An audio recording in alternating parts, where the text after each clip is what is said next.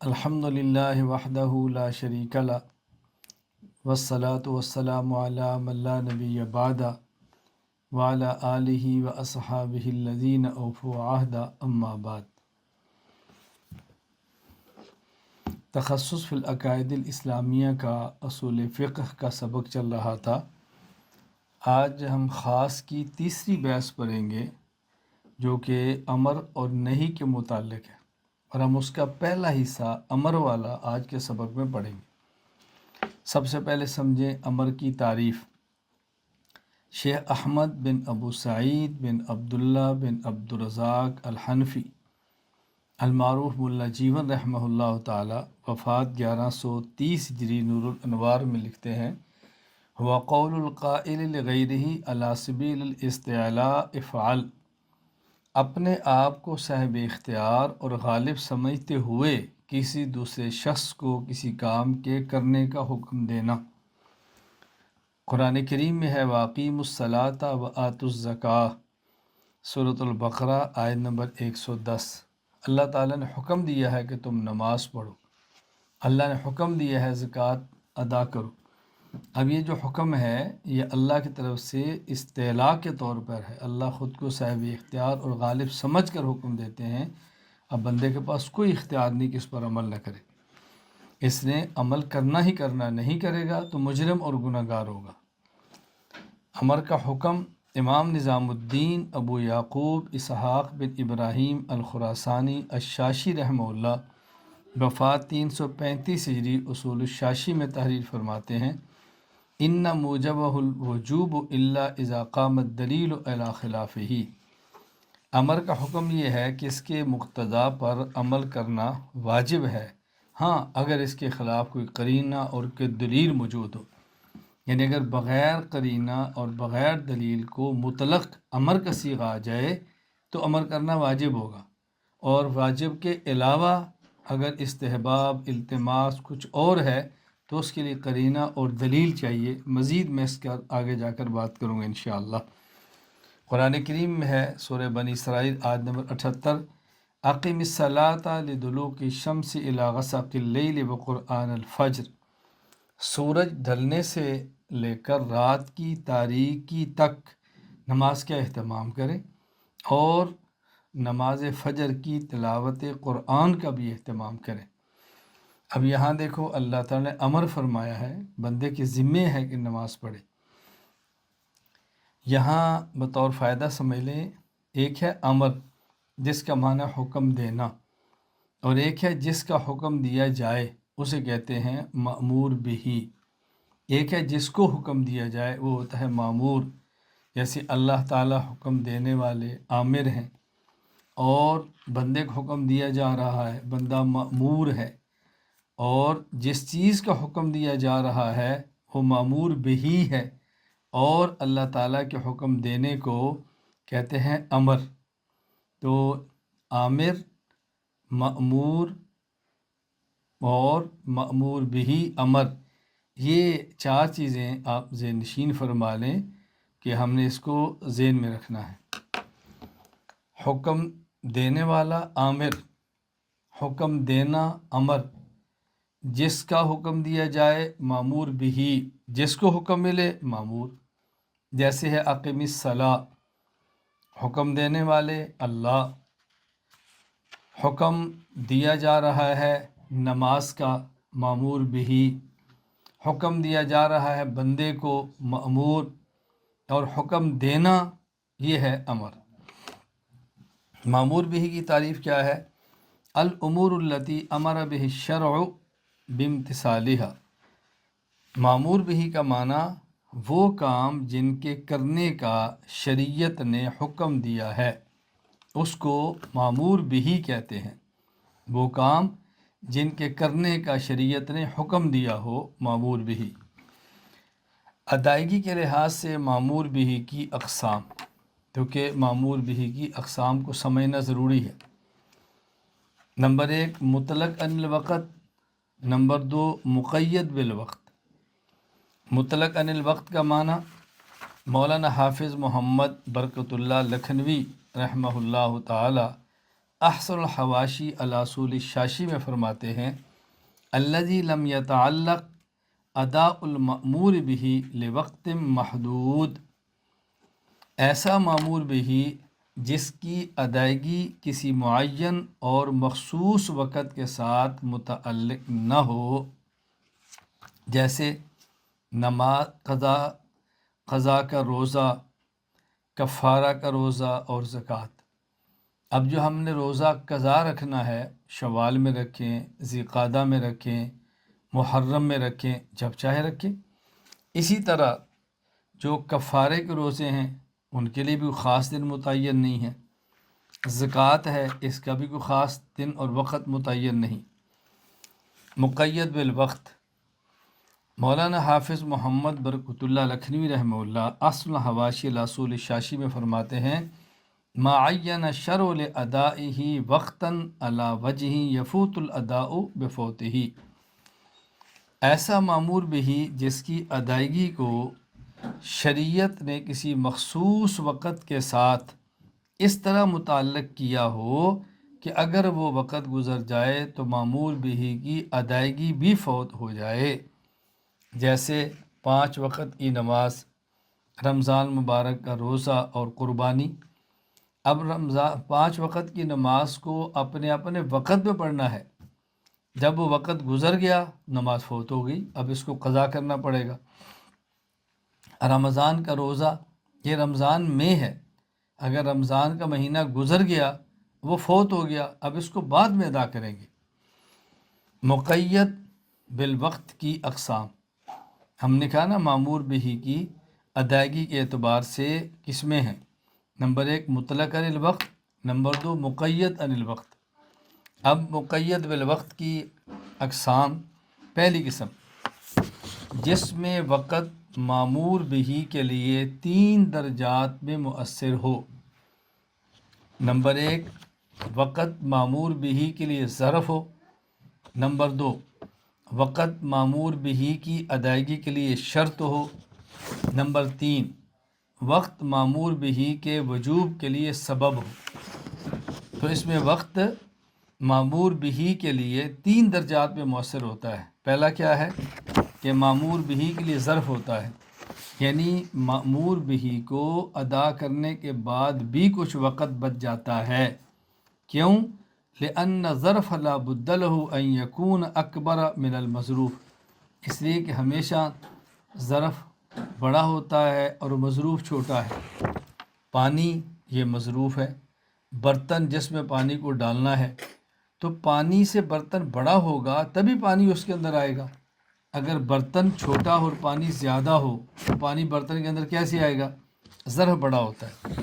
تو نماز کا وقت یہ نماز کے لیے ظرف ہے، یعنی اگر فجر کا وقت، مثال کے طور پہ میں آج کی بات کرتا ہوں کہ استنبول میں نماز فجر کا وقت آج جو 21 ستمبر 2024 کو یہ شروع ہو رہا ہے تقریباً 5:16 پر، اور یہ ختم کب ہوتا ہے؟ تقریباً 6:46 پر۔ اب ہم 2 رکعت سنت اور 2 رکعت فرض پڑھ لیں تو اس کے بعد پھر بھی وقت بچ جاتا ہے، بہت وقت موجود ہے۔ اس کے اندر کوئی اور نماز مثلا قضا پڑھنا چاہے تو اس میں ہم پڑھ سکتے ہیں۔ وقت معمور بھی کی ادائیگی کے لیے شرط ہوتا ہے، یعنی وقت کے فوت ہونے سے وہ معمور بھی فوت ہو جائے۔ لأن المشروط یفوت بوفات الشرط، اس لیے کہ ضابطہ ہے کہ جب شرط فوت ہو جائے مشروط فوت ہو جاتا ہے۔ وقت چونکہ نماز کے لیے شرط ہے، فجر کی نماز کا وقت ختم ہو گیا، اب ہم کہیں گے کہ نماز فوت ہو گئی، اب اس کو نماز کو بعد میں لوٹانا پڑے گا، جسے ہم کہتے ہیں قضا ہو گئی۔ نمبر 3 وقت معمور بھی کے وجوب کے لیے سبب ہوتا ہے، یعنی وقت معمور بھی کے وجوب میں مؤثر ہوتا ہے۔ اگر وقت کامل ہو تو وجوب کامل، اگر وقت ناقص ہو تو وجوب بھی ناقص۔ معمور بھی کو وقت سے پہلے ادا کرنا بھی درست نہیں، وقت سے پہلے ادا کیا تو ادا نہیں ہوگا۔ لأن المسبب لا یوجد بدون سبب، اس لیے کہ مسبب بغیر سبب کے نہیں پایا جاتا۔ تو چونکہ وقت نماز کے لیے سبب ہے، اس لیے جب وقت ہوگا تو نماز پڑھیں گے، وقت سے پہلے نماز پڑھیں گے تو نماز ادا نہیں ہوگی۔ اور چونکہ وقت نماز کے لیے شرط ہے، اس لیے جب وقت گزر گیا تو اب نماز فوت ہو جائے گی، بعد میں اس کو قضا کرنا پڑے گا۔ علامہ حسام الدین محمد بن عمر الاخسیقسی رحمہ اللہ تعالی وفات 644 ہجری الحسامی میں لکھتے ہیں: نوع جعل الوقت ظرفا للمؤدى وشرطا للاداء سبب للوجوب۔ معمور بہی یعنی مقید بالوقت کی ایک قسم جس میں وقت مؤدّا کے لیے ظرف ہو جس کو ادا کیا جانا ہے، اور ادا کے لیے شرط ہو اور وجوب کے لیے سبب ہو۔ وہ وقت الصلاۃ، وہ نماز کا وقت ہے۔ الا یرا، کیا دیکھا نہیں جاتا، انو یفصل عن الاداء فکان ظرفن، نماز کو ادا کرنے کے بعد بھی کچھ وقت بچ جاتا ہے تو پتہ چلا کہ وقت نماز کے لیے ظرف ہے۔ لا معیار والادا یفوت بفوتہ، اور اگر وقت فوت ہو جائے تو ادا فوت ہو جاتی ہے، فکان شرطن۔ والادا یختلف باختلاف صفت الوقت، اور ادا مختلف ہوتی ہے وقت کی صفت کے بدلنے سے، یہ مختلف ہو جائے گی۔ وَيَفْسُدُ التَّعْجِيلُ قَبْلَهُ، اور اگر وقت سے پہلے نماز پڑھی تو نماز ادا نہیں ہوگی، فَكَانَ سَبَبًا، تو اس کا مطلب یہ ہے کہ نماز کے لیے وقت سبب ہے۔ مقید بالوقت کی دوسری قسم وہ ہے کہ جس میں وقت معمور بہ کے لیے 3 درجات میں مؤثر ہوتا ہے۔ نمبر 1، وقت معمور بہ کے لیے ظرف ہو۔ نمبر 2، وقت معمور بہ کے لیے شرط ہو۔ نمبر 3، وقت معمور بہ کے لیے واجب ہو، یعنی وجوب کا سبب ہو۔ اب یہ بات سمجھیں، نمبر 1، وقت معمور بہ کے لیے معیار ہو، جس کا مطلب جتنا وقت ہے اتنا ہی معمور بہ ہے۔ اگر وقت لمبا تو معمور بہ بھی لمبا، اگر وقت چھوٹا تو معمور بہ بھی چھوٹا، اور اس وقت میں کوئی اور معمور بہ ادا نہیں کر سکیں گے۔ لأن المعیار هو الذی استوعب الموقت ولا یفصل عنہ، اس لیے کہ معیار پورے موقت یعنی جس کو وقت میں ادا کرنا وہ گھیر لیتا ہے اور اسے کوئی وقت نہیں بچتا۔ جیسے وقت روزے کے لیے معیار ہے، اب اگر روزہ 16 گھنٹے کا ہے، اگر 16 گھنٹہ ہے یعنی وقت شروع ہوگا صبح صادق سے غروب آفتاب تک، اگر صبح صادق سے غروب آفتاب تک 16 گھنٹے بنتے ہیں تو روزہ 16 گھنٹے کا ہوگا۔ اگر کہیں 12 گھنٹے بنتے ہیں تو روزہ 12 گھنٹے کا ہوگا۔ وقت لمبا ہوگا تو روزہ لمبا، وقت چھوٹا ہوگا تو روزہ چھوٹا۔ اور طلوع صبح صادق سے لے کے غروب شمس تک ایک ہی روزہ رکھیں گے، ایسا نہیں کہ اس میں 2 روزے رکھیں، ایک ہی روزہ رکھنا ہے۔ اور وقت معمور بہ کے لیے وجوب کا سبب ہوتا ہے، یعنی معمور بہ کے وجوب میں مؤثر ہوتا ہے۔ اگر وقت کامل تو وجوب کامل، وقت ناقص تو وجوب بھی ناقص ہوگا۔ اور معمور بہ کو وقت سے پہلے ادا کرنا بھی درست نہیں، لأن المسبب لا یوجد بدون السبب، مسبب بغیر سبب کے نہیں پایا جاتا۔ نمبر 3، وقت معمور بہ کی ادائیگی کے لیے شرط ہوتا ہے، یعنی اگر وقت فوت ہو گیا تو معمور بہ فوت، یعنی اگر روزے کا غروب آفتاب ہو گیا اب اس کے بعد روزہ تو نہیں رکھ سکتے، رمضان کا مہینہ گزر گیا اب بھی روزہ نہیں رکھ سکتے، وقت گزر گیا۔ لأن المشروط یفوت بفوت الشرط۔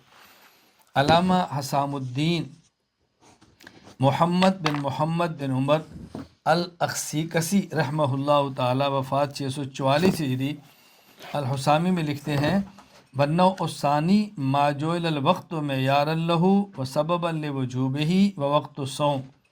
مقید بالوقت کی دوسری قسم یہ ہے کہ وقت معمور بہ کے لیے معیار ہو اور اس کے لیے سبب ہو، جیسے روزے کا وقت ہے۔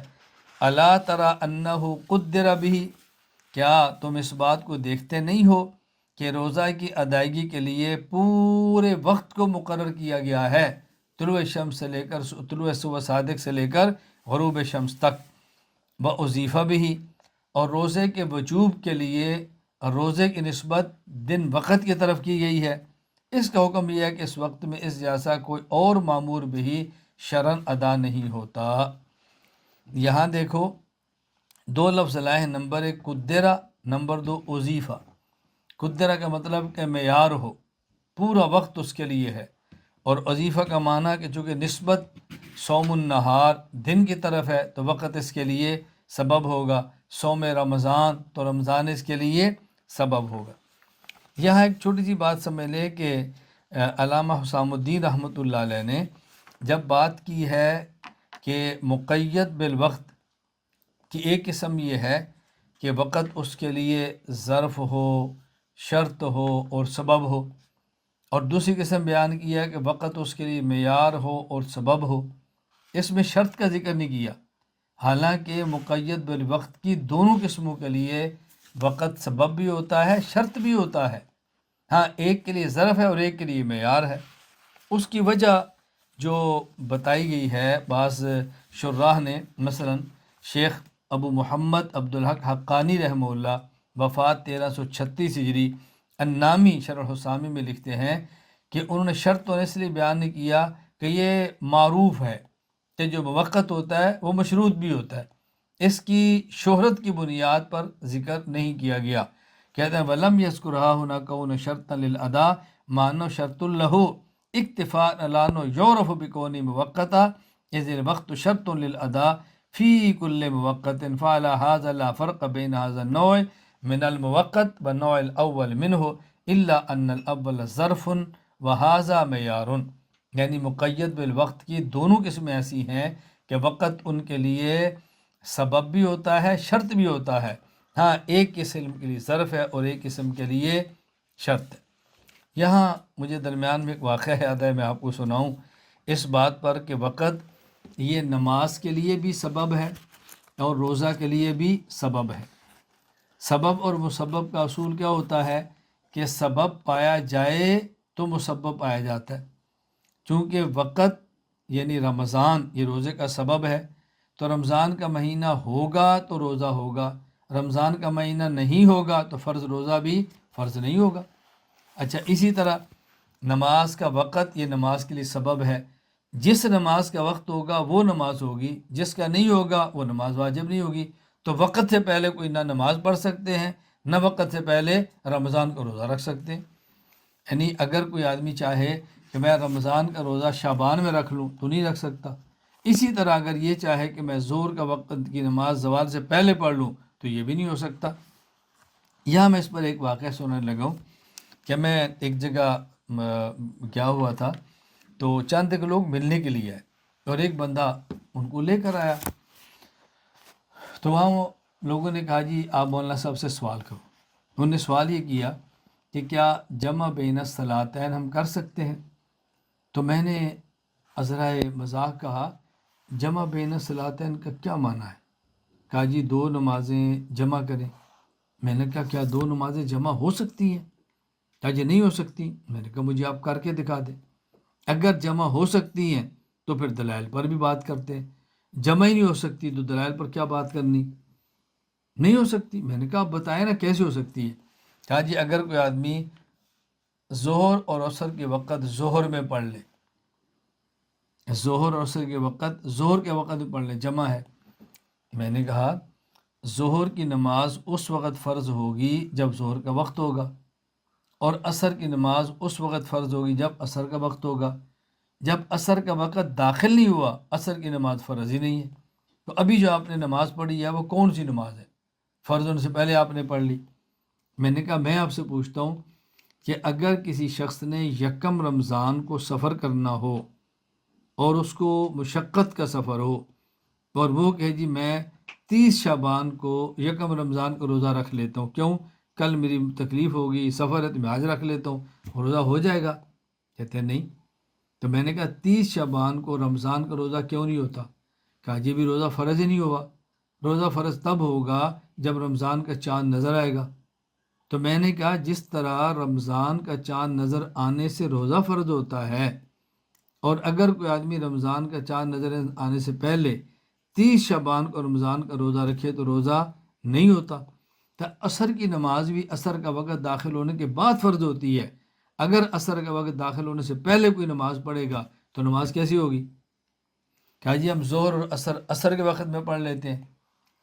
میں نے کہا اگر کوئی آدمی رمضان کا روزہ 30 رمضان کے بعد 2 شوال کو رکھے تو رمضان کا روزہ ہوگا؟ کہا جی نہیں، وہ تو قضا ہوگی۔ تو میں نے کہا جب آدمی ظہر کی نماز عصر کے وقت میں پڑھے گا تو وہ پھر قضا نہیں ہوگی، وہ بھی تو قضا ہوگی نا؟ کہتا ہے جی ہاں۔ تو میں نے کہا مجھے آپ جمع کر کے بتائیں، اگر عصر کو ظہر کے وقت میں پڑھیں تو آپ نے وقت سے پہلے پڑھ لی، نماز ادا نہیں۔ اگر آپ نے ظہر کو عصر وقت میں پڑھا تو وقت نکل گیا تو نماز قضا ہو گئی۔ جمع کیسے؟ آپ جمع کر دیں پھر دلائل پہ بات کرتے ہیں۔ وہ خاموش ہو گیا۔ آگے پھر ہماری بات چلی تو مجھے وہ کہنے لگا کہ قرآن حدیث پاک میں ہے رسول اللہ صلی اللہ علیہ وسلم نے 2 نمازوں کو جمع کیا ہے۔ میں نے کہا اچھا یہ بتاؤ، میں آپ سے پوچھتا ہوں اگر ایک طرف قرآن کی آیت ہو اور اس کے مقابلے میں حدیث ہو، کس کو لیں گے؟ کہا جی آیت کو۔ میں نے کہا آیت کہتی ہے ان الصلاۃ کانت علی المؤمنین کتابا موقوتا، ہر نماز اپنے وقت پہ پڑھنی ہے۔ حدیث تو اس کے خلاف ہو گئی، اب حدیث کیسے لیں گے؟ اب مجھے کہنے لگا یہ جو بڑے بڑے علماء کہتے ہیں غلط کہتے ہیں۔ میں نے کہا چلیں آپ علماء کا نام لے لیں، میں بھی 1-2 عالم کا نام لیتا ہوں، پھر دیکھ لیتے ہیں بڑے کون ہیں۔ اس نے 2-3 علماء کے نام لیے۔ میں نے کہا میں نام لیتا ہوں امام اعظم ابو حنیفہ کا، امام ابو یوسف کا، امام محمد کا۔ وہ کہتے ہیں جمع جائز نہیں۔ اب دیکھ یہ امام ایسے ہیں جو بہت پہلے کے ہیں اور یہ امام بڑے ہیں، تو تیرے پاس امام چھوٹا ہے اور میرے پاس تو امام بھی بڑا ہے، اب بتا۔ تو جو حدیث میں جو آتا ہے، میں نے کہا تو میں بعد میں عرض کروں گا اس حدیث کا مطلب کیا ہے۔ اس کا تو ہمارے امام نے مطلب بتایا ہے کہ آپ وقت ظہر کی نماز کو مؤخر کریں، عصر کو ذرا جلدی پڑھ لیں۔ یعنی اگر عصر کی نماز 5 بجے داخل ہو رہی ہے تو آپ ظہر کی نماز پڑھ لیں 4:50 پر، 5 منٹ نماز میں لگائیں، تسبیحات پڑھیں، ذکر کریں، 5 بجے کے عصر پڑھ لیں تو جمع ہو گئی۔ اسے کہتا ہے جمع سوری، ظہر کو آگے لے گئے اور عصر کو وقت داخل ہوتے ہی پڑھ لی۔ تو یہ جو آپ نے جمع سوری کی ہے تو اب اس کو ظاہراً جمع، حقیقت میں جمع نہیں۔ دیکھنے والا سمجھتا ہے کہ یہ نمازیں جمع ہو رہی ہیں، حالانکہ وہ جمع نہیں ہو رہی۔ اب جب اس سے جواب نہ بن پڑا تو اس کی داڑھی منڈا تھا اور لوگوں کو تنگ کرتا تھا، تو ایک آدمی اس کہنے لگا ہاں چودھری صاحب اب بتائیں، چودھری صاحب اب بتائیں جو آپ ان کو خراب کرتا تو ذمہ دار تھا۔ تو میں نے پھر مزاح میں کہا، میں نے کہا یہ چودھری ہے؟ کہتا جی ہاں۔ میں نے کہا یہ بتا کہ گاؤں کا جو سب سے بڑا چودھری کون ہوتا ہے؟ کہتا یہ نمبردار۔ میں نے کہا تو اپنے گاؤں کا نمبردار ہے؟ کہتا نہیں۔ میں نے کہا میں اپنے گاؤں کا نمبردار ہوں، تو چودھری مجھ سے چھوٹا ہے۔ میں نے کہا تیرے پاس قرآن کی آیت بھی نہیں، میرے پاس آیت ہے، تیرے پاس حدیث بھی نہیں، تیرے پاس امام بھی بڑا نہیں، تو چودھری بھی چھوٹا ہے، اب بتا تو وہ کون سی بات پیش کرے گا؟ اب اس کے پاس کوئی جواب موجود نہیں تھا۔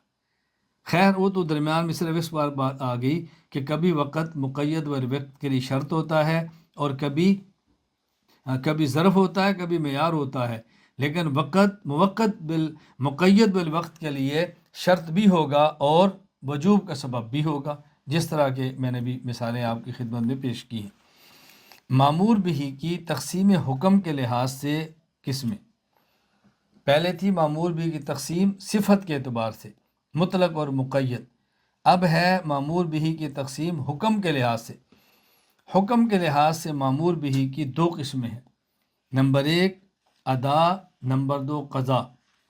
ادا کا معنی امام نظام الدین ابو یعقوب اسحاق بن ابراہیم الخراسانی رحمہ اللہ وفات 335 ہجری اصول الشاشی میں لکھتے ہیں عبارت عن تسلیم عین الواجب الی مستحق ہی، جو عبادت ذمہ میں واجب ہو بعین ہی اس عبادت کو ادا کرنا، یہ ادا ہے۔ مثلا جیسے نماز ہے، کوئی آدمی نماز کو پڑھے اور وقت میں ادا کرے، وقت معین میں ادا کرے۔ رمضان کا روزہ ہے، وہ رمضان کے مہینے میں رکھے۔ اب ادا کی 2 قسمیں ہیں، نمبر 1 ادائے کامل، نمبر 2 ادائے ناقص۔ ادائے کامل مولانا حافظ محمد برکت اللہ لکھنوی رحمہ اللہ احسن الحواشی علی اصول الشاشی میں تحریر فرماتے ہیں ہوا اداء المأمور بہ علی وجہ شرع علیہ مع ایفاء جمیع حقوقہ، معمور بہ کو شریعت کی منشا کے مطابق اس طرح ادا کرنا کہ ادائیگی میں تمام اوصاف اور آداب کی رعایت کی جائے، جیسے نماز کو نماز کے وقت میں جماعت کے ساتھ ادا کرنا، یہ ادائے کامل ہے۔ اس کا حکم ان یحکم بالخروج عن الذمۃ ویستحق الاجر، فریضہ کامل طور پر ادا کرنے سے فریضہ ادا ہو جاتا ہے اور ادا کرنے والے کو اللہ تعالیٰ کی طرف سے اجر اور ثواب ملتا ہے، اجر اور ثواب ملتا ہے۔ ادائے ناقص، امام نظام الدین ابو یعقوب اسحاق بن ابراہیم الخراسانی الشاشی رحمہ اللہ وفات 335 ہجری اصول الشاشی میں تعریف فرماتے ہیں، ہوا تسلیم عین الواجب مع النقصان فی صفتہ، ادا ناقص یہ ہے کہ جو عبادت ذمہ واجب ہے اس کو ادا کرنا لیکن اوصاف اور آداب کی کمی کے ساتھ، جیسے ایک نماز آدمی پڑھے اور اس میں بھول کر واجب کو چھوڑ دے، اس کے ذمہ سجدہ سہو واجب ہے، تو اگر کسی آدمی نے سجدہ سہو نہ کیا اور نماز پڑھ لی تو یہ نماز اس کی ادا ہوگی لیکن ادائے ناقص ہوگی، اس کو چاہیے کہ اس نماز کو دوبارہ پڑھے۔ اس کا حکم ان امکن جبر النقصان یجبر و الا یاسم، ایسی نماز ایسی عبادت کا ازالہ ممکن ہو تو ازالہ کرنا چاہیے، ورنہ بندہ گناہ گار ہوگا۔ نماز ذمہ تھی، نماز پڑھی، واجب کو بھول کر چھوڑ گیا، سجدہ سہو واجب ہو گیا، اب چاہیے کہ اس کو وقت کے اندر اس نماز کو دوبارہ پڑھے، اگر اس نے نہ پڑھا تو یہ گناہ گار ہوگا۔ قضا کی اقسام، جس طرح ادا کی دو قسمیں ہیں، ادائے کامل ادائے ناقص، قضا کی بھی دو قسمیں ہیں، قضاء کامل اور قضاء ناقص۔ قضاء کامل ہوا تسلیم مثل الواجب الی مستحقہ صورتا و معنی، مامور بہی کے بدلے میں قضا کی جانے والی عبادت ایسی ہو جو صورت اور حکم دونوں کے لحاظ سے مامور بہی کے ہم مثل ہو، جیسے ادا الصلاۃ والصوم قضاءً، اگر کسی شخص کی نماز ادا نہ ہو سکی، وقت میں نہ پڑھ سکا، وقت گزر گیا، اب یہ دوبارہ نماز پڑھے۔ کوئی شخص صبح آنکھ نہ کھلی، نماز نہیں پڑھ سکا، سورج نکل گیا، اب سورج نکلنے کے بعد یہ نماز پڑھے، قضا ہوگی۔ اب یہ ادا کی طرح ہے صورت اور معنی میں، یعنی جس طرح ادا نماز میں قیام، تلاوت، رکوع، سجدہ ہے، اسی طرح قضا کے اندر بھی ہے۔ اور جس طرح ادا جب کر دی وقت میں نماز تو آدمی کے ذمے سے فریضہ ادا ہو جاتا ہے، اسی طرح جب آدمی نے قضا نماز پڑھ لی تو فریضہ ادا ہو گیا، صورت اور معنی دونوں میں ایک ہی طرح ہے۔ قضاء ناقص کی تعریف ہوا تسلیم مثل الواجب الی مستحقہ معنی فقط، مامور بہی کے بدلے میں قضا کی جانے والی عبادت ایسی ہو جو صرف حکم میں مامور بہی کا مثل ہو، جیسے فدیۃ الصلاۃ والصوم بعد الموت والعجز، ایک انسان کے ذمہ نماز فرض تھی، وہ نماز نہ پڑھ سکا شدید بیماری کی وجہ سے یا کسی بھی وجہ سے، اب وہ وصیت کرتا ہے فدیہ ادا کرو، تو اس کی طرف سے ورثہ فدیہ ادا کریں گے۔ اب دیکھو فدیہ مالی عبادت ہے اور جس نماز کے بدلے میں ہے وہ جسمانی عبادت ہے، تو مالی عبادت اور جسمانی عبادت ہم مثل نہیں ہے، لیکن جس طرح نماز پڑھنے سے فرض ادا ہو جاتا ہے اسی طرح فدیہ ادا کرنے سے بھی اب نماز کا فرض ادا ہو گیا، تو مانن ایک طرح ہے۔ اسی طرح رمضان کا روزہ رکھنا چاہیے، اگر کوئی روزہ نہ رکھ سکا اور فوت ہو گیا، اس کے موت کے بعد ورثہ فدیہ ادا کریں تو فدیہ عبادت مالی ہے اور روزہ عبادت جسمانی ہے، تو اب اگر فدیہ ادا کریں گے تو جسمانی عبادت مالی کی طرح نہیں ہے، لیکن جس طرح روزہ جسمانی عبادت وقت پہ ادا کرنے سے ادا ہو جاتا ہے، اب فدیہ ادا کرنے سے بھی ادائیگی ہوگی، اب اس کا گناہ ختم ہو جائے گا۔ قضا کامل اور قضاء ناقص کا حکم، سقوط الذمۃ بالقضاء ویأثم لأجل التاخیر بلا عذر، ادا کرنے سے ادا ہو جائے گی اور تاخیر سے ادا کرنے کی وجہ سے بلا عذر، تاخیر سے ادا کرنے کی وجہ سے انسان گناہ گار ہوگا۔ جس طرح انسان کی مثلا فجر کی نماز رہ گئی ہے، سویا تھا، آنکھ نہیں کھلی، اب اس کو بعد میں سورج نکلنے کے بعد پڑھنی چاہیے، جس قدر جلدی ہو پڑے، جتنی تاخیر کرے گا عذر کی وجہ سے گناہ ہوگا، عذر ہے تو بات الگ ہے، اس لیے بلا عذر تاخیر سے گناہ ہوتا ہے۔ مأمور بہی کی تقسیم صفت کے لحاظ سے، مأمور بہی کی تقسیم صفت کے لحاظ سے اس کی دو قسمیں ہیں، نمبر ایک حسن لذاتی ہی، نمبر دو حسن لغیرہ۔ اللہ تعالیٰ جس چیز کا حکم دیتے ہیں اس میں حسن اور خوبی ہی ہوتا ہے، کیوں؟ اس لیے کہ اللہ تعالیٰ حکیم ہے، اور حکیم کبھی بھی ایسی چیز کا حکم نہیں دے سکتا جس میں خوبی نہ ہو۔ فرق کیا ہے؟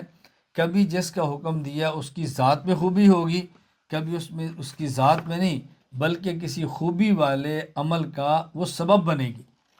تو دو قسم حسن لذات، حسن لغیری۔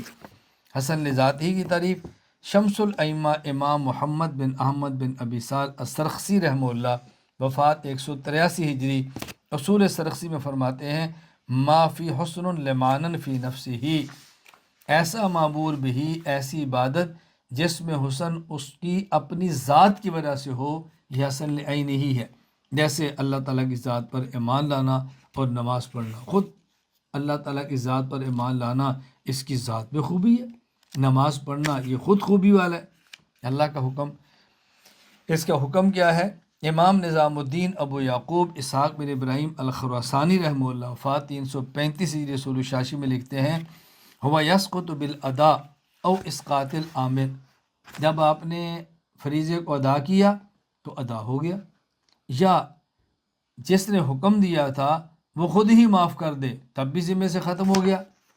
اس کی مثال سمجھیں، جس طرح نماز کو کوئی انسان بر وقت ادا کرے تو ادا ہو گیا اور ذمے سے فریضہ ختم ہو گیا، اور اگر کسی عورت کے ہاں بچے کی پیدائش ہوئی، پیدائش کے بعد اس کے جو مخصوص ایام ہیں جن میں اس کو خون آتا ہے، ان دنوں میں اس نے روزہ نہیں رکھنا، اگر روزہ ہوا ان دنوں میں اس نے روزہ نہیں رکھنا، اللہ کا حکم تھا، اللہ نے ختم کر دیا تو ختم ہو گیا، بس بات صرف اتنی ہے۔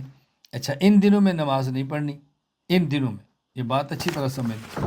تو اب میں یہ بات سمجھانا چاہ رہا ہوں کہ اب یا تو جس نے حکم دیا وہ خود ساقط کر دے اور یا ادا کر دے، دونوں صورتوں میں سے کہ اس پر عمل ہو جائے گا۔ نمبر دو حسن لغیرہ، شمس الائمہ امام محمد بن احمد بن ابی سعد السرخسی رحمہ اللہ، وفات 483 ہجری، رسول السرخسی میں فرماتے ہیں ما فی حسن بمانن فی غیرہ، ایسا معمور بھی جس میں حسن اس کی اپنی ذات کی وجہ سے نہ ہو، جس چیز کا حکم دیا اس میں حسن نہیں ہے، حسن کسی اور امر کی وجہ سے ہے، اس کو ہم کہیں گے حسن لغیرہ، اس کو ہم کہیں گے حسن لغیرہ۔ اس کی مثال سمجھیں، الوضوء للصلاۃ، جیسے نماز کے حکم ہے کہ وضو کرو، وضو کی ذات میں کوئی حسن نہیں ہے، وضو کی ذات میں حسن نہیں، یہ پانی کا ضیاء ہے، یہ پانی کا ضیاء ہے، لیکن وضو میں حسن کیوں ہے؟ یہ نماز کا ذریعہ ہے، اور نماز کے اندر حسن موجود ہے، تو وضو میں حسن آئے گا نماز کی وجہ سے۔ اس کی مثال دی جیسے جہاد، اب جہاد کی ذات میں حسن نہیں ہے، اس میں خون بہانا ہے، قیدی کرنا ہے، زخمی کرنا ہے، قتل کرنا ہے، لیکن اس میں حسن کیوں ہے؟ یہ اعلاء کلمت اللہ کا ذریعہ ہے، اور اللہ کے کلمے کو بلند کرنا یہ حسن لذات ہی ہے۔ یا ایک اشکال ہے، وہ یہ کہ آپ نے کہا وضو کے اندر کوئی حسن نہیں، حالانکہ وضو کرنے سے آدمی ہاتھ دھوتا ہے، منہ دھوتا ہے، پاؤں دھوتا ہے، مٹی صاف ہوتی ہے، تو حسن تو ہے۔ جواب ذہن نشین فرما لیں، اس کی ذات میں حسن نہ ہونے کا معنی وضو کی مخصوص حالت ہے۔ اگر آدمی ہاتھ منہ اور پاؤں دھو لے تو اس کو تو وضو کوئی نہیں کہتا، درمیان میں سر پہ مسح بھی کرنا پڑے گا۔ اگر آدمی ہاتھ منہ کو دھو لے اور منہ دھوتے وقت آدمی یہ یہاں تک دھوئے ٹھوڑی چھوڑ دے، اس کو غسل کوئی نہیں کہتا۔ اگر آدمی ہاتھ دھوئے اور کونی خشک رہ جائے، وضو کوئی نہیں کہتا۔ تو یہ جو وضو کی مخصوص حیت ہے، اس کی ذات کے اندر کیا حسن ہے؟ اگر ایک انسان کی ہوا نکلے تو کوئی جی وضو ختم ہو گیا، دوبارہ پھر کرو، اب حسن کی کیا؟ وہ تو پہلے ہاتھ منہ دھوئے ہوئے، 1 منٹ پہلے دھوئے تھے، ایک بعد آپ نے کہا دوبارہ دھوئے، اس میں کون سا حسن ہے؟ اس لیے ہم نے کہا وضو کی ذات میں حسن نہیں ہے، لیکن یہ چونکہ نماز کا ذریعہ ہے اس لیے یہ حسن ہے۔ ایک حسن لعین ہی اور ایک حسن لغیری، اس کو اچھی طرح ذہن نشین فرما لیں۔ اس کا حکم کیا ہے؟ امام نظام الدین ابو یعقوب اسحاق بن ابراہیم الخراسانی الشاشی رحمہ اللہ، وفات 335 ہجری رسول الشاشی میں لکھتے ہیں، یسقط تلک الواسطۃ بسقوط المأمور بہ، معمور بہ کے ساقط ہو جانے کی صورت میں یہ واسطہ بھی ساقط ہو جاتا ہے، یعنی جس کی وجہ سے یہ واجب تھا اگر وہ حکم ختم ہو جائے تو یہ درمیان والا واسطہ بھی ختم ہو جائے گا۔ وضو تھا نماز کی وجہ سے، اگر کسی وجہ سے نماز معاف ہو جائے تو ظاہر ہے وضو کی ضرورت ہی نہیں رہے گی، پھر وضو کی ضرورت بھی نہیں رہے گی۔ اب جن دنوں میں نماز نہیں پڑھنی، عورت نے اگر جن دنوں میں نماز نہیں پڑھنی تو ان دنوں میں اس کی وضو بھی واجب نہیں ہے، اس کو اچھی طرح ذہن نشین فرما لیں۔ میں نے شروع میں آپ خدمت میں عرض کیا تھا کہ امر کا حکم یہ ہے، اس کے مقتضا پر عمل کرنا واجب ہے، الا یہ کہ اس وجوب کے خلاف کوئی قرینہ اور کوئی دلیل موجود ہو، پھر ہم کہیں گے امر وجوب کے لیے نہیں ہے، امر استحباب کے لیے ہے، گزارش کے لیے، کسی اور کام کے لیے۔ اب اس کی مثال اچھی طرح سمجھیں۔ امر اور کس کام کے لیے آتا ہے؟ نمبر 1 اباحت کے لیے۔ اباحت کا معنی کیا ہے؟ یہ کام کرنا واجب نہیں بلکہ کام کرنا جائز ہے، جیسے قرآن کریم سورۃ المائدہ آیت نمبر 2، وَإِذَا حَلَلْتُمْ فَاصْطَادُوا، جب تم عمرہ اور حج کے احرام سے حلال ہو جاؤ، حلق یا قصر کروا لیا، اب تم شکار کرو، تو شکار کرنا واجب تو نہیں ہے بلکہ یہ حکم اس اباحت کے لیے ہے کہ حلال ہونے کے بعد تم شکار کرنا چاہو تو کر سکتے ہو۔ اس پہ دلیل کیا ہے کہ فاصطادوا کا امر شکار کرو یہ وجوب کے لیے نہیں بلکہ جواز کے لیے؟ دلیل یہ ہے کہ خود شکار کرنا واجب نہیں بلکہ مباح ہے، یہ مباح تھا اور جب احرام باندھا تو اس کے جائز ہونے پر پابندی لگ گئی، جب احرام سے حلال ہوئے تو جو حکم پہلے تھا جائز ہونے والا وہ دوبارہ لوٹ آیا، تو اب وجوب نہیں، اس پر قرینہ ہے کہ یہ امر اباحت کے لیے۔ نمبر 2 امر آئے ندب کے لیے، یعنی امر استحباب کے لیے ہو، وجوب کے لیے نہ ہو، کسی کو حکم دیں لیکن حکم کا معنی واجب نہ ہو بلکہ مستحب ہو۔ سورۃ النور آیت نمبر 33، فَكَاتِبُوهُمْ إِنْ عَلِمْتُمْ فِيهِمْ خَيْرًا، تم مالک ہو، تمہارے غلام ہیں، ان سے مکاتبت کر لو۔ مکاتبت کا معنی کہ غلام کو کہہ دو اگر تو مجھے اتنے پیسے دے گا تو آزاد ہے۔ اللہ نے حکم دیا کہ ان سے مکاتبت کرو، اب یہ مکاتبت کرنا واجب نہیں ہے، یہ حکم وجوب کے لیے نہیں۔ کیوں؟ آدمی غلام کا مالک ہے، اس کو بیچ سکتا ہے، اس سے کام لے سکتا ہے، تو اس کا معنی مکاتبت واجب نہیں۔ اگر اس کو آزاد کرنا پیسوں کے بدلے میں ضروری ہوتا تو اس کو یہ غلام کیسے رکھ سکتا تھا؟ نمبر 3 تحدید، یعنی امر ہو لیکن اس امر کو وجوب کے لیے نہ ہو بلکہ بطور تحدید ہو، دھمکی کے لیے امر دیا جائے کہ تم کر لو جو کرنا ہے، اس کا معنی نہیں کہ تم ضرور کرو۔ حامیم سجدہ آیت نمبر 40 مثال، اللہ فرماتے ہیں اعملوا ما شئتم، تم نے جو چاہو کرو گا۔ اب جو چاہو کا معنی چاہو تو حلال کرو، چاہو تو حرام کرو، چاہو تو شربت پیو، چاہو تو شراب پیو، اللہ کہہ رہے اعملوا ما شئتم، تم نے جو کرنا ہے کر لو۔ اب اس کا یہ معنی نہیں کہ آدمی اپنی مرضی کے مطابق جو چاہے کرے، یہ اللہ نے دھمکی دی ہے۔ دھمکی کیوں دی ہے؟ ذرا دیکھیں اس آیت کے سیاق کو دیکھیں، اس سے پیچھے آیت میں کیا ہے؟ ان الذین یلحدون فی آیاتنا لا یخفون علینا، اللہ فرماتا ہے کہ وہ لوگ جو ہمارے قرآن کی آیتوں میں کجروی کرتے ہیں، ہیلے بانے کرتے ہیں، قرآن کریم کی آیات کے معنی غلط کرتے ہیں، اس کے خلاف عمل کرتے ہیں، ہمارے اوپر مخفی نہیں، ہم ان کو جانتے ہیں۔ افمن یلقی فی النار خیر ام من یاتی آمن یوم القیامہ، جس بندے کو قیامت کے دن جہنم کی آگ میں ڈالا جائے وہ بہتر ہے یا جو امن کے ساتھ قیامت اللہ کے دربار میں ہے وہ بہتر ہے؟ اعملوا ما شئتم، تم نے جو کرنا ہے کر لو، تمہیں قیامت کو پتہ چل جائے کہ کون بہتر ہے۔ جیسے کوئی استاد شاگرد سے کہے، باپ اپنے بیٹے سے کہے دیکھو بیٹا پڑھو، اس کا فائدہ ہے، کام کرو، اس کا فائدہ ہے، صفائی کا خیال رکھو، اس کا فائدہ ہے، میں تمہیں سمجھا رہا ہوں، تم نہیں کرتے تو کرو، نہ پڑھو، تمہیں لگ جائے گا پتہ۔ اب یہ جو کہتے ہیں تم نہیں پڑھنا چاہتے نہ پڑھو، اس کا معنی تھوڑا ہے کہ نہ پڑھنے کا حکم دے رہا ہے، وہ تو دھمکی دے رہا ہے بھی نہ پڑھو، نہ پڑھ کے دیکھ لو گے تمہیں نتیجہ کیا نکلتا ہے۔ یہ بات اچھی طرح ذہن نشین فرما۔ ارشاد، کبھی کبھی امر آتا ہے معاشرتی امور میں رہنمائی کے لیے۔ سورۃ البقرہ آیت نمبر 282، یا ایھا الذین آمنوا اذا تداینتم بدین الی اجل مسمى فاکتبوا، کہ ایمان والو جب تم کسی سے قرض کا معاملہ کرو نا تو تم لکھ لیا کرو۔ یا فرمایا کہ تم لکھ لیا کرو، یہ لکھنا واجب نہیں ہے، یہ ایک آداب بتایا کہ لکھنے کا فائدہ ہوتا ہے۔ دلیل کیا ہے؟ خود قرآن کریم کے اندر ہے فلیس علیکم جناح الا تکتبوها، اگر تم نہ لکھو تو تمہارے اوپر کوئی گناہ نہیں ہے۔ تو معلوم ہوتا ہے کہ لکھنے کا حکم وجوب کے لیے نہیں ہے، بلکہ ادب بتایا کہ لکھ لینا بہتر ہوتا ہے، لکھ لیا کرو۔ نمبر 5، تأدیب، کبھی امر آتا ہے سلیقہ مندی سکھانے کے لیے۔ سورہ طٰہٰ آیت نمبر 12، انی انا ربک فاخلع نعلیک انک بالواد المقدس طویٰ۔ حضرت موسیٰ علیہ السلام جب طور سینا پر پہنچے تو اللہ نے فرمایا کہ موسیٰ اپنے جوتے اتار کر آؤ، تم ایک مبارک اور مقدس وادی کے اندر آئے ہو۔ اب یہاں فرمایا تم جوتے اتار دو، یہ جوتے اتارنا واجب نہیں ہے۔ کیوں؟ جو نماز فرض ہے، اس فرض نماز میں جوتے اتارنا واجب نہیں ہے۔ اگر جوتے پاک ہو، کوئی بندہ نماز پڑھ لے تو نماز ہو جاتی ہے۔ تو نماز جیسی عبادت میں جوتے اتارنا واجب نہیں ہے، تو بتائیں کسی مقدس وادی میں آنے کے لیے جوتے اتارنا کیسے واجب ہوگا؟ یہ ایک ادب بتایا ہے کہ اہم برکت والی جگہوں پر جاؤ تو جوتے اتار کر جایا کرو۔ نمبر 6، دعا، اللہ تعالیٰ سے دعا مانگنے کے لیے آتا ہے۔ سورۃ البقرہ آیت نمبر 186، واعف عنا واغفر لنا وارحمنا انت مولانا فانصرنا علی القوم الکافرین، اللہ تو ہم سے درگزر فرما، اے اللہ ہماری مغفرت فرما، اے اللہ ہمارے اوپر رحم فرما، اے اللہ ہماری مدد فرما۔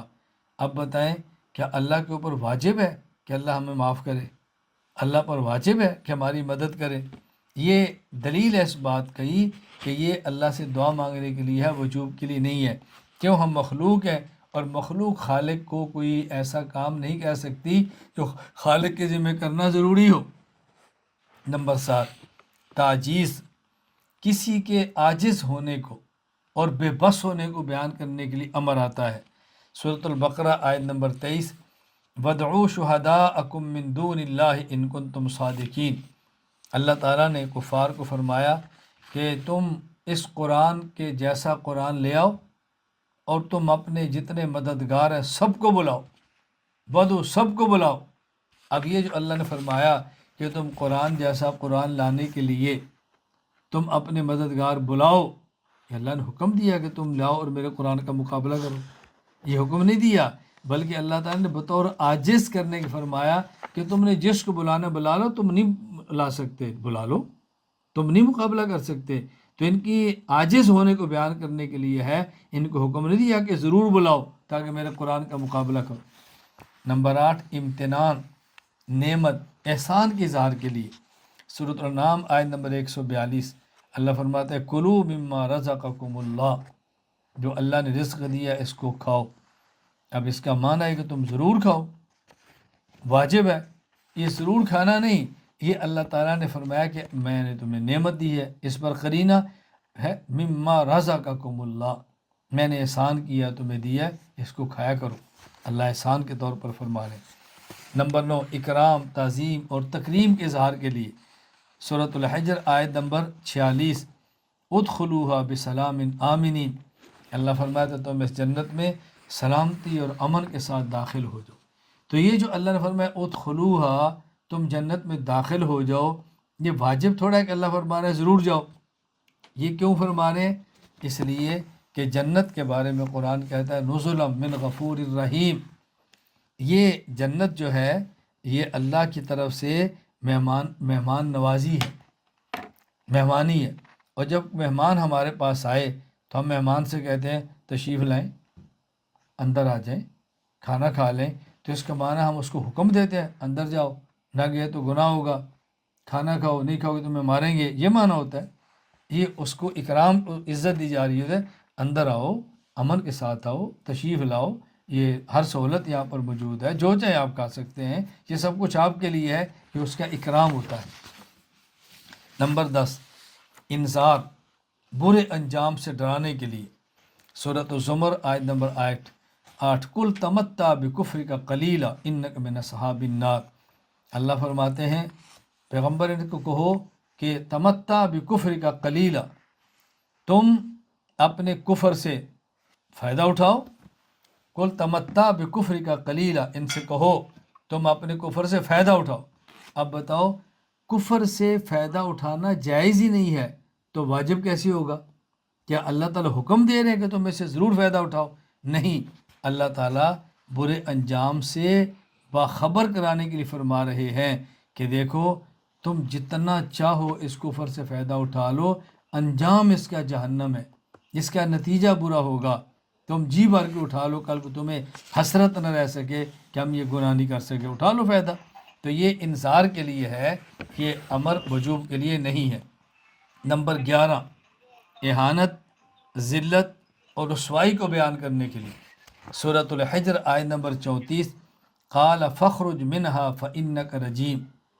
اللہ نے شیطان کو فرمایا فخرج، نکل جاؤ جنت سے، تو مردود ہے۔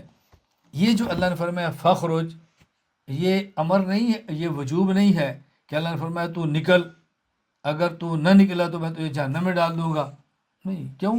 جب اس نے اللہ کی نافرمانی کی ہے تو اللہ کی نافرمانی کے بعد جنت سے نکلنا تو اس کے ذمہ واجب ہے، اب نکلنا ہی نکلنا ہے۔ یہ جو اللہ فرمایا تو نکل جا، یہ آگے ہے انک رجیم، تو کمینہ ہے، تو مردود ہے، یہ بتانے کے لیے تو یہاں سے چلا جا۔ کیوں؟ اس لیے کہ تو مردود ہو گیا، تو اس کی توہین کے لیے ہے۔ اللہ اکبر، اللہ ہماری حفاظت فرمائے۔ نمبر 12، تحقیر، حقارت کے لیے۔ سورۃ الشعراء آیت نمبر 43، قال لهم موسیٰ القوا ما انتم ملقون۔ حضرت موسیٰ علیہ السلام نے جادوگروں سے فرمایا کہ تم جو کچھ ڈالنا چاہتے ہو ڈالو۔ اب ان نے جو کچھ پھینکنا تھا نا، رسیاں اور اپنی چھڑیاں، یہ اس لیے تھا تاکہ جادو کریں۔ تو موسیٰ علیہ السلام یہ تو نہیں کہہ سکتے کہ تم جادو کرو، کیسے کہہ سکتے؟ جادو تو حرام ہے۔ تو موسیٰ علیہ السلام جو ان کو فرما رہے ہیں کہ تم نے جو کچھ پھینکنا ہے پھینکو، یہ حقارت کے لیے کہ تم نے جو کچھ کرنا ہے کرو جادو میرے اوپر، ڈالو رسیاں، میں دیکھتا ہوں کیا نتیجہ نکلتا ہے، کر لو۔ تو یہ ان کی حقارت کو بیان کرنا مقصود ہے کہ تم کچھ بھی نہیں کر سکتے۔ 13، تسویہ، دو چیزوں کے درمیان برابری کو بیان کرنے کے لیے۔ سورۃ الملک آیت نمبر 13، وَأَسِرُّوا قَوْلَكُمْ أَوِ اجْهَرُوا بِهِ إِنَّهُ عَلِيمٌ بِذَاتِ الصُّدُورِ۔ یہ جو اللہ نے فرمایا أَسِرُّوا قَوْلَكُمْ، تم اپنی بات کو آہستہ کرو، یہ أسِرُّوا امر ہے، اور یہ اس لیے نہیں ہے کہ آہستہ بات کرنا واجب ہے، نہیں، کیوں؟ آگے موجود ہے او، آہستہ کرو یا اونچی آواز سے کرو۔ اگر آہستہ کرنا واجب ہوتا تو اللہ یہ کیوں فرماتے چاہو تو اونچی بات کر لو، میں تو دونوں کو جانتا ہوں۔ یہ چاہو کہنا اس بات کی علامت ہے، یہ دونوں کی برابری بیان کی ہے کہ تم اونچی بات کرو، آہستہ بیان کرو، ہمارے سامنے برابر ہے، ہم تمہاری اونچی آواز بھی جانتے ہیں، آہستہ بھی جانتے ہیں۔ 14، تسخیر، اپنی قدرت کاملہ بیان کرنے کے لیے، یہ بتانے کے لیے کہ ہم قادر ہیں، ہم جو چاہیں کر سکتے ہیں۔ سورۃ البقرہ آیت نمبر 65، فَقُلْنَا لَهُمْ كُونُوا قِرَدَةً خَاسِئِينَ۔ اللہ اکبر، فَقُلْنَا لَهُمْ كُونُوا قِرَدَةً خَاسِئِينَ۔ اللہ تعالیٰ نے فرمایا کہ ہم نے ان کو کہا کہ تم جاؤ ذلیل قسم کے بندر بنو، تم بندر ہو جاؤ۔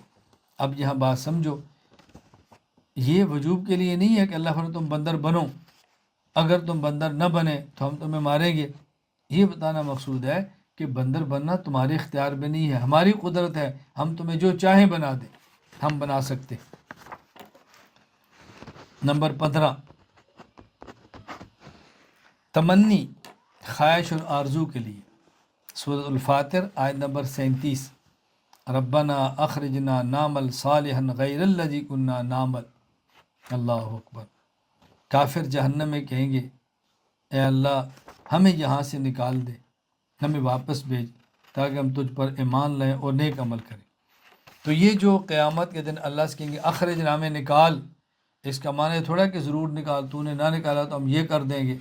مخلوق کون ہے خالق حکم دے؟ یہ تو تمنی ہوگی، اے کاش اللہ ہمیں نکال دے، اے کاش اللہ ہمیں دنیا میں بھیج دے، یہ تمنی اور آرزو ہے۔ قرینہ نمبر 16 اور معنی نمبر 16 التماس، گزارش کرنے کے لیے آتا ہے۔ سورۃ الاعراف آیت نمبر 14 انذرنی الی یوم یبعثون، یہ جو شیطان نے اللہ سے کہا تھا، ابلیس نے، انذرنی تو مجھے مہلت دے، انذر امر ہے، یہ تھوڑا ہے کہ اللہ تو مجھے مہلت دے، نہیں دے گا تو میں یہ کر دوں گا، کچھ بھی نہیں کر سکتا۔ مخلوق کون ہے خالق حکم دینے والی؟ وہ تو گزارش کر رہا ہے کہ مجھے قیامت تک کے لیے مہلت مل جائے، اور میں جا تجھے مہلت ہے۔ نمبر 17 تکوین، سورہ یاسین آیت نمبر 82۔ تکوین کا معنی کسی چیز کی تخلیق، وجود میں لانے کو بیان کرنے کے لیے ہے۔ سورہ یاسین آیت نمبر 82 انما امرہ اذا اراد شیئا ان یقول لہ کن فیکون، یہ جو ہے نا کن تو ہو جا، یہاں کن کا معنی وجوب نہیں ہے، یہاں بتایا جا رہا ہے کہ جب اللہ نے کسی کو وجود میں لانا ہو تو کن فرماتے ہیں، تو یہ حکایت کی جا رہی ہے، یہ نہیں کہ اس کا معنی یہ کہ تو ہو جا، یہ صرف بتانے کے لیے ہے۔